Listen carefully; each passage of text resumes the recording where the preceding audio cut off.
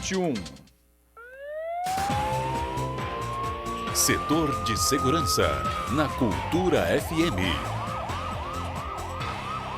Julian Wilber trazendo as informações do setor de segurança nas últimas 24 horas.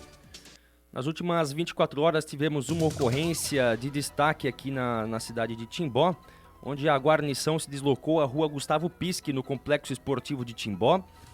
E lá eles contataram um homem de 57 anos, o qual relatou ser educador físico e que estava treinando pessoas ali no complexo esportivo.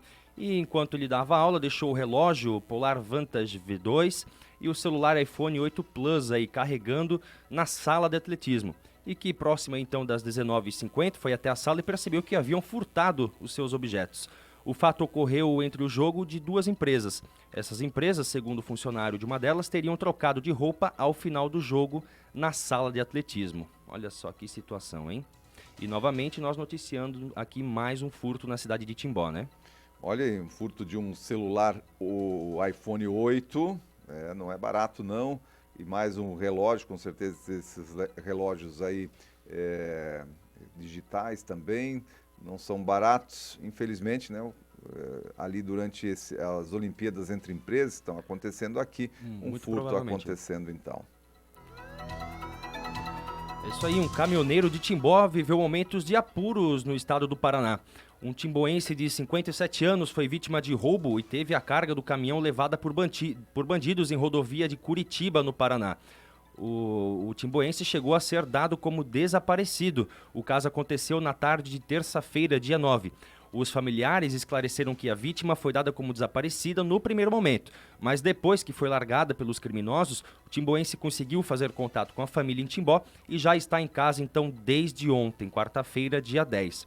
Os detalhes de como ocorreu esse crime não foram divulgados pelas autoridades policiais de Curitiba. Em Timbó, a família somente agradeceu o apoio e agora tenta esquecer este triste caso, né? Deixando para os órgãos competentes realizarem as investigações. Apesar de ser uma situação triste, felizmente o Timbó felizmente o timboense está bem em casa com a família.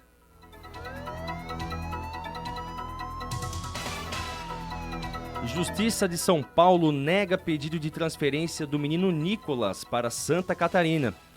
No final da tarde de terça-feira, dia 9, o Ministério Público de Santa Catarina ingressou com uma ação pedindo transferência do menino Nicolas, que foi levado clandestinamente para São Paulo. Porém, a Justiça de São Paulo informou que determinou a continuidade do acolhimento da criança no estado em que ela se localiza, portanto, em São Paulo. Abro aspas aqui, o juízo do Foro Regional de Tatuapé informou à Justiça de São José que já determinou a manutenção do acolhimento institucional do menino em São Paulo, informou o Ministério Público de Santa Catarina, que agora vai avaliar o melhor encaminhamento para esse caso, tendo sempre como foco o bem-estar da criança. O desenrolar dessa situação aí, aos poucos vão aparecendo as informações.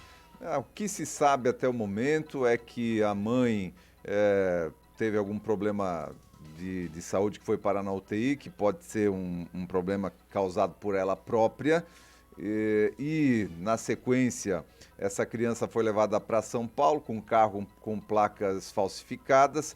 Provavelmente esse casal que levou a São Paulo seria o casal que iria arquitetar e arrumar aí documentação, enfim, para que essa criança fosse adotada por alguma outra família que certamente estava pagando por isso e não deve ser pouca grana. E o que acontece é que a partir dessas investigações, que certamente agora correm aí mais em sigilo, deve ser desbaratinada aí alguma rede de tráfico de crianças, enfim, por quê? Porque esse casal que foi pego com a criança, eles eram meio que os atravessadores aí da situação, queriam conseguir. Então tem eles envolvidos, deve ter alguma coisa envolvida de gente de cartórios para conseguir a documentação para a família que ia adotar essa criança, tem a própria família que iria adotar a criança, enfim, tudo isso sendo investigado nesse momento e na medida em que a gente tem informação oficial, claro, a gente passa para você, ouvinte do Repórter Cultura. Olha, o Poder Judiciário de Santa Catarina aplica pena histórica aqui no estado. Um homem foi condenado a 1.080 anos de prisão. Essa é uma das maiores penas da história do Poder Judiciário de Santa Catarina, já aplicada a uma pessoa. Ele foi condenado por cometer estupro contra a própria enteada em pelo menos 90 ocasiões distintas.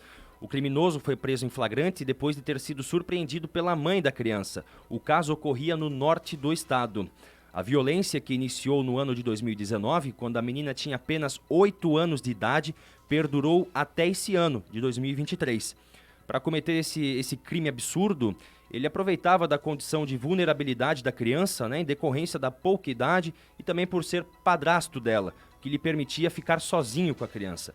No dia da prisão, a mãe da vítima, a mãe da menina, retornou para casa mais cedo e surpreendeu então o companheiro quando saía do closet sem roupa. O criminoso até tentou impedir que a mãe entrasse no cômodo, porém ela conseguiu visualizar ele sob uma fresta, a filha, que estava sob uma prateleira, enrolada em roupas que não eram suas. Desconfiada, então, a mulher chamou a polícia, que confirmou a suspeita e efetuou a prisão em flagrante desse indivíduo. Na sentença, o magistrado explica que o lapso temporal decorrido da prática do crime denota não a continuidade, mas sim a habitualidade da prática, todas cometidas de modo diferente e com absoluta consciência.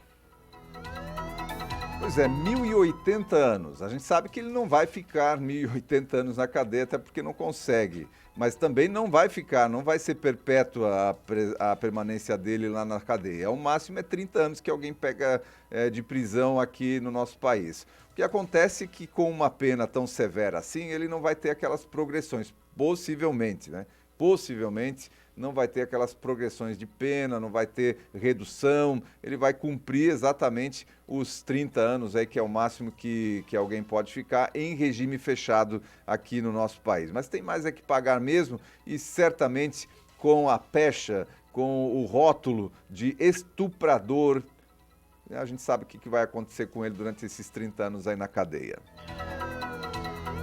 E essas foram as notícias destaques do setor de segurança de hoje.